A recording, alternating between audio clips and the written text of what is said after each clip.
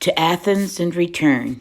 In October, when they had been married a year, Antony asked Octavia how she would like to go to Athens. Another winter of her brother's company with that everlasting good gambling luck of his was more than Antony could stomach.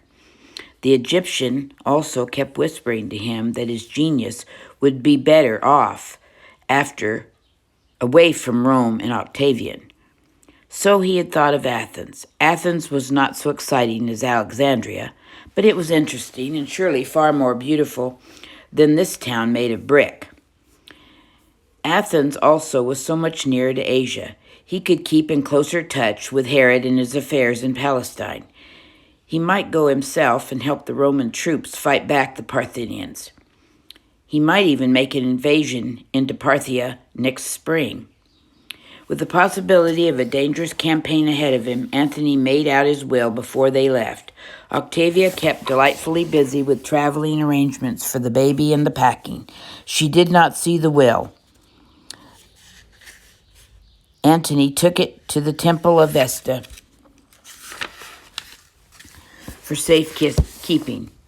There, in the most sacred spot in Rome, protected by the holy virgins, he knew it would be safe from prying eyes. It contained this sentence: "When I die, let my ashes be taken to Alexandria to be buried by Cleopatra." Octavia was flushed with excitement as they set out for Athens. Although Athens had now been under the rule of Roman for 50 years, in his mind, the famous old city was still glowing in the light of its golden age 4 centuries ago. The Acropolis was just as she had pictured it, a rocky hill rising above the city. But when she had climbed the marble steps leading to the top, she found the temple of Athena, the pale pink marble Parthenon, far more beautiful than in her imagination. And no one could possibly have described the mystery and wonder she felt as she stepped into the half-lighted interior and looked up at the magnificent statue of the Virgin Goddess. Towering 30 feet or more from her ivory feet to the crown of her helmet, Athena seemed truly alive in that dim, shifting light, a supernatural being watching over her city. Not until Octavia was out again under the clear blue sky could she realize that it was not the guardian goddess of Athens that she had seen, but a wooden statue carved 400 years ago by the great sculptor Pieties. She must have been a gorgeous sight, Antony was saying, before all the gold that covered her draperies were stolen. Octavia smiled up at him. Antony was looking very handsome that day, wearing his short white gown and white shoes of the Greeks. He was also in the highest of high spirits. Good news had come from one of the generals left in Palestine of a successful battle against the Parthians, who had now been driven out of Jerusalem and back to their own borders. So he was happy, and therefore Octavia was happy. When spring came at the end of the carefree winter, Antony took a run over to Palestine to see what he could do to help Herod get possession of Jerusalem.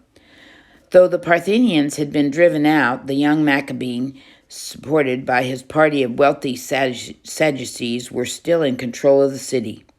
Up in Samaria, where Herod had large estates and properties, he had been well received and found many supporters. Most of the people, Antony saw, had been sensible enough to see that, backed up by the Romans, Herod would win out in the end. But the people of Judea were stiff-necked, a stricter kind of Jews than the Samaritans, whom they despised. Difficulties would increase as Herod went south along the Jordan River. On his return to Athens, Antony may have mentioned to Octavia that Herod had very wisely arranged to marry into the Maccabean family, which should make him more acceptable to the Jews, since that was their royalty. The young princess to whom he was betrothed was the granddaughter of the old high priest Hyrcanus, and from all accounts she was extremely beautiful. A second carefree Athenian winter began, but it soon interrupted by desperate cries for the help from Octavian. His sister's peace of mind was shattered, but Antony paid no attention. Octavian wrote that he had been defeated in a naval battle against the pirate Sextus because he was lacking in ships. Antony had a fleet of 300 vessels which were lying idle, but he would send none of them to Octavian's rescue, though his wife begged and pleaded with him. Think, she said, in exchange you may be able to get soldiers from Octavian to use against the Parthians. Drawing on every possible argument, including tears, Octavian finally persuaded Antony to return to Italy and offer Octavian part of his fleet, but then it was almost too late. Sailing into Tartanium, they found the shipyards noisy with hammering and saw hulls in every state of construction. Octavian was building his own fleet. He had no use for Antony now and wanted nothing to do with him. Antony was for taking him at his word by Hercules, but Octavian begged permission to go ahead and talk with him. She found her brother with his two good friends, Agrippa and Machanias. Agrippa was in charge of building the fleet. Machanias had come down from Rome to help with negotiations. He had made the trip, he said, in most delightful company.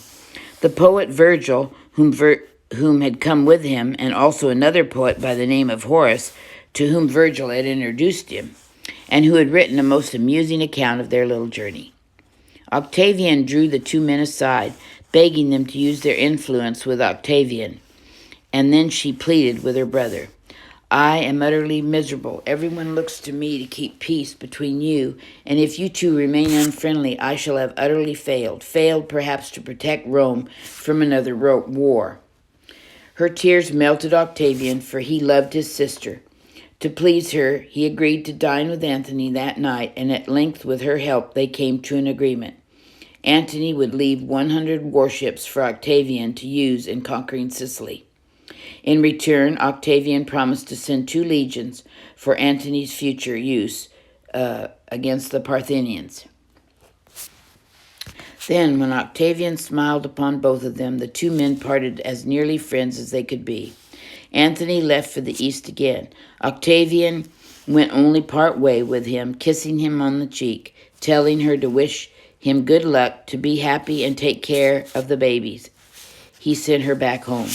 Octavian returned to Rome to mother a house full of children, Antony's and Fulva's, besides her own 5-year-old Marcellus, his sister, and his little half-sister Antonia, and the newest baby. And Octavian was not unhappy. She was glad to care for them all, and to keep the home open and ready for Antony's return, not knowing then that, having nearly slipped through the knot that bound him to Octavian, Antony never intended to return.